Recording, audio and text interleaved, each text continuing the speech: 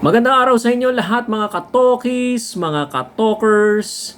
Kamusta na po kayo? Welcome po tayo sa ating YouTube channel.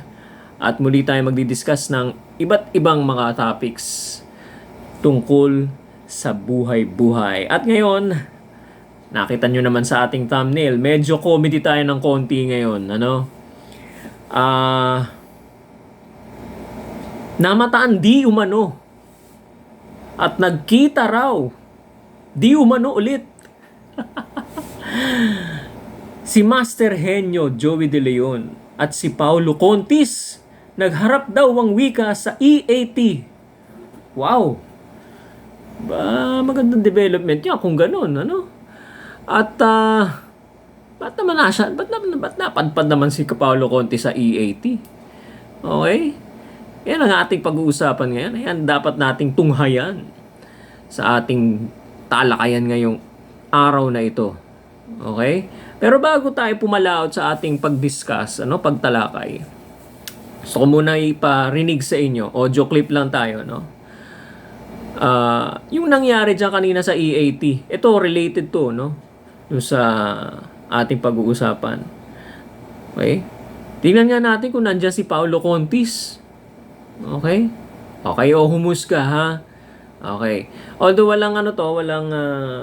walang video, pero ilalagay ko yung parang mga patterns or series ng pictures, no? Para maitapat nyo dun sa audio clip. Okay? Panoorin natin. Mabait bang anak yan? Mayor. Medyo may kuliling na. Opo. Mayor. TV5 daw, TV5. Yes. Yung si ano nga yung nakasombrero, patanggal mo yung sombrero. Patanggal mo lang. Tanggal mo, Ernest. Ayan. May Ayan. kamukhang host yan eh. May kamukhang host.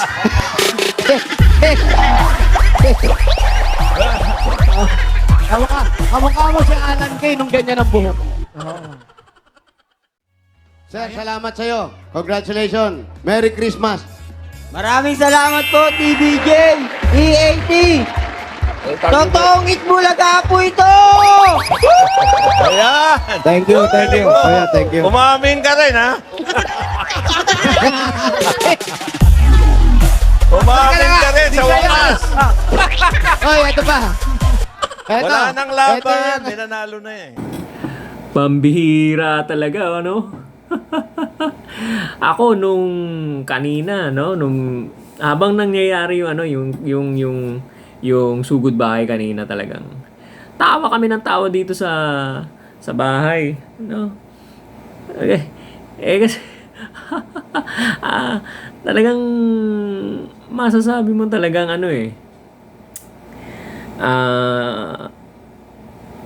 maganda yung pagkaapili do sa contestant. Palagay ko merong bumulong doon or syempre may nag-i-scout diyan, magaling kumuha ng contestant yung mga taga Itbulaga or EAT. Grabing tawa ko kanina talaga. Napapalakpak na talaga ako no. Kamukhang kamukha no. Tawa ko talaga ng tawa kanina, talagang kwela. Ayan, umamin na si Paulo Contis. Isa lang ang original, isa lang ang totoo. Ito lang ang totoo, no? Or something to that effect, no?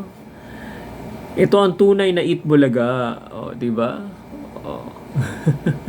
Paano yung mga co-host ni paring Paulo Contis? Okay. No, magbabago na po ba tayo ng pangalan? Idadrop na po ba natin yung ginagamit po natin dyan currently na Itbulaga? Kasi chinek ko kanina. Ay, nako. Ginagamit pa rin nila. Palagay ko, hindi sila titigil sa paggamit yan hanggat hindi nila na-exhaust lahat ng pag-aapila nila. At gusto nila paabutin pa ito ng hanggang sa Korte Suprema. Okay? At gusto nila, they want to take hold forever. Kung may forever, forever. Doon sa pangalan ng Itbulaga. Okay. Kaso, mga pangyayari hindi umaakma. Hindi sumasang-ayon sa inyo, no? At eto na nga, no, kamakailan, napatunayan sa IPO Philippines na ang nagmamayari talaga ng trademark na Itbulaga ay walang iba kundi ang TVJ o specifically, if you want to be specific, more specific, ay Master Henyo Joey De Leon yan. No, siya ang creator niyan, ano? Okay? So, ang aral dito, Tape Incorporated, hindi kayo titigilan ni Master Henyo Joey De Leon na atakihin or medyo pasaringan. Okay? Lalo pat ngayon, dati tahimik siya. Okay? Dati tahimik siya kasi naghihintay na resulta, no? Tahimik lang. Darating din ang panahon, makaka-atake rin ako sa inyo, no? Baka hindi kita tatantanan yan. Baka kayo sumuko sa pagdating sa asaran, sa alaskahan. Ako, maniwala ka. Expert na expert dyan si Master Henyo Joey De Leon. No? Baka kayo ang tumiklop balang araw. Okay? Gayahin nyo na itong contestant to. Umami na. Ang Itbulaga ang original. Okay, sige mga kababayan, mga katokis, mga katokers. Maraming salamat po sa pakikinig at huwag nyo nga kalimutang mag-subscribe, mag-like ng ating mga videos na pinanonood po natin. At meron na po pala tayong Facebook account. Okay? Talking Toshi TV. Yan, hanapin nyo lang po. Talking Toshi TV. Ang ating Facebook account. Paki-follow na rin at i-share na rin po mga kababayan. Mga ka-legit Dabbercads.